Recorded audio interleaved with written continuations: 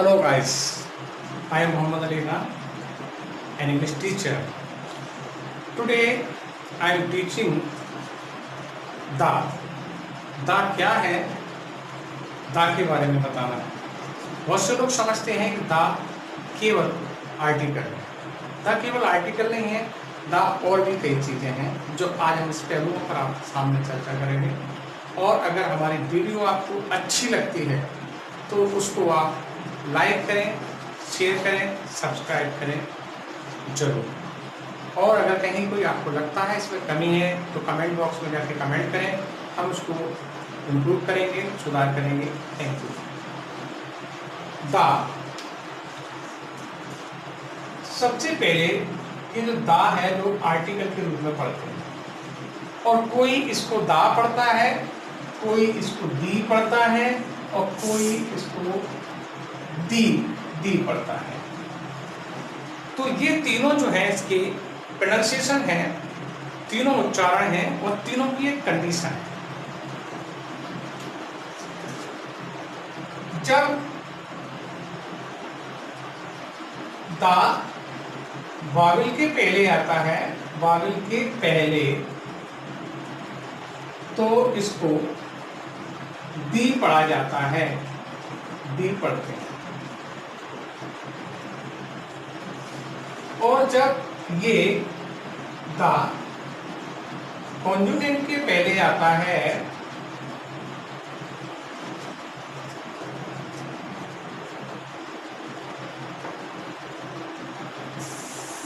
पहले हो, तो दा पढ़ते हैं.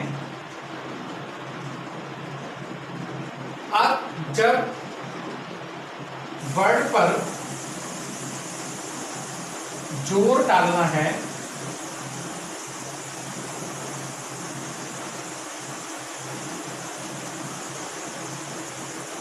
यानी कि एम्फेटिक बनाना है, एम्फेटिक बनाने के लिए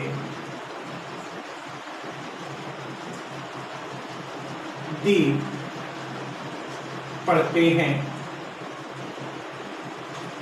जैसे the boy, the import, the sword of Tipu Sultan. अब यहां था क्योंकि ये जो है कॉन्सोनेंट है सी, यहां दी छोटी की मात्रा क्योंकि ये वॉवेल है, और यहाँ दी बड़ा वाला क्योंकि यहाँ अपन क्या कर रहे हैं, एम्फेटिक कर रहे हैं, एम्फेटिक जोर डाल रहे हैं. The sword of Tipu Sultan, the boy, the import, the sword of Tipu Sultan, यानी टीपू सुल्तान की वो तलवार जिसकी ये कहानी क्या है. अब दा है क्या? What is the?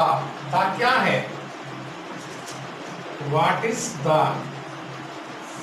अब दा के बारे में आपको, दा एक एब्रीविएशन है ऑफ दैट का, दैट का एब्रीविएशन. दा, व्हाट इज दा? दा क्या है? Abbreviation of that. कह सकते हैं दा इक्वल टू दैट, या दा equal to this.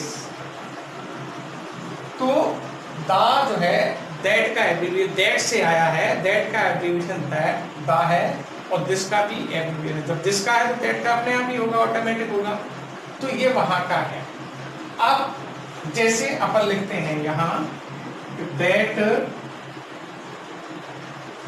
Boy is my friend. आप लिख सकते हैं the boy is my friend. एक ही बात है, दोनों सेंटेंस सही हैं. That boy is my friend, वो लड़का मेरा दोस्त है. आप कहते हैं the boy is my friend, वो लड़का भी मेरा दोस्त है. एक ही बात हुई, दैट और द इक्वल हो गया. दिस का भी कर सकते हैं, दिस बुक इज इंटरेस्टिंग, आप लिख सकते हैं द बुक इज इंटरेस्टिंग। तो ये यहाँ पर जिसके प्लेस पे दा किया है तो दा इक्वल टू दिस, ये हो जाएगा। अब आगे दा क्या है, दा जो है, दा एक तो एडजेक्टिव है, दूसरा प्रोनाउन है और तीसरा एडवर्ब है। ये चीज जो प्रोनाउन वाली है ये बहुत कम लोगों को हजम होती है। अब एडजेक्टिव का मामला पहले हम आपको बताते हैं, यही हो रहा है। दैट को, दैट क्या है, बॉय को क्वालिफाई कर रहा है, तो दैट बॉय को क्वालिफाई कर रहा है तो दैट एडजेक्टिव हुआ, ठीक है। डिटरमिनर से, और सारे डिटरमिनर जो होते हैं वो एडजेक्टिव में ही आते हैं।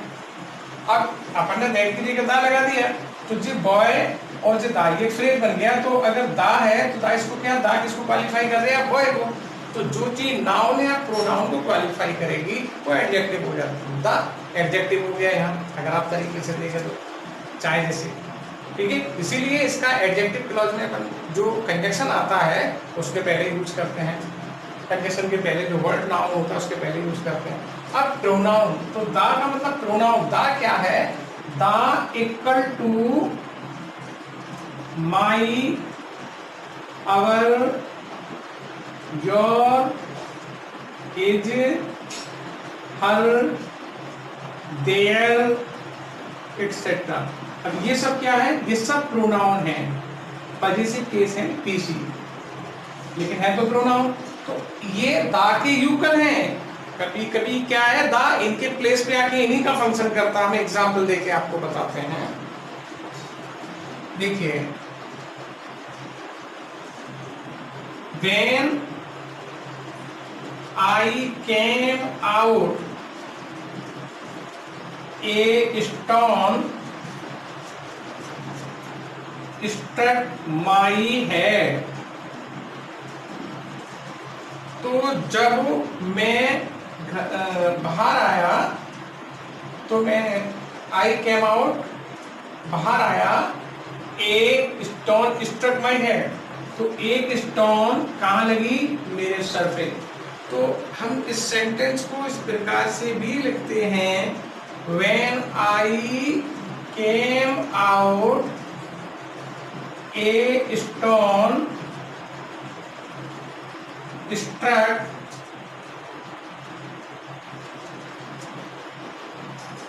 the head। अब यहाँ माई हेड था, यहाँ द हेड हो गया, तो माई इक्वल टू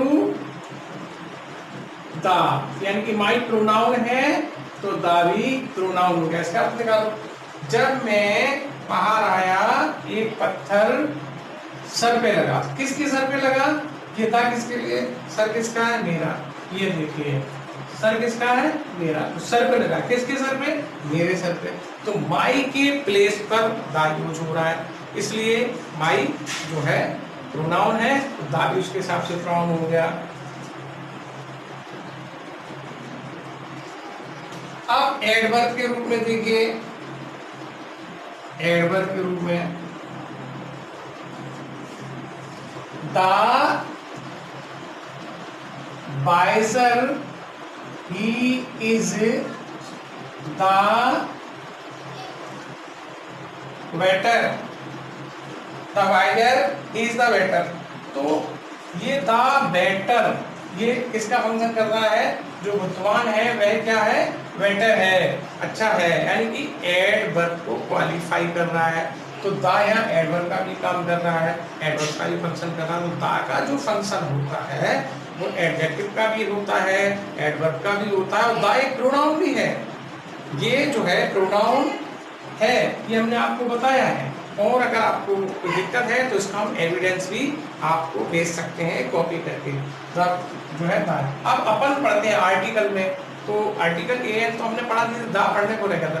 तो डेफिनेट आर्टिकल के रूप में तो ये है कि दा का यूज आर्टिकल में जब होता है तो आर्टिकल में डेफिनेट चीजें definite things, unique things,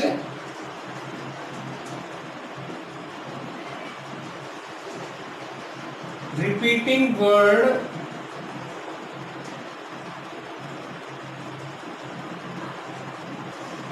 describing word,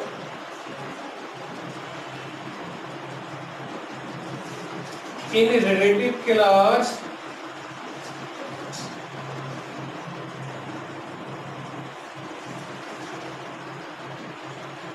before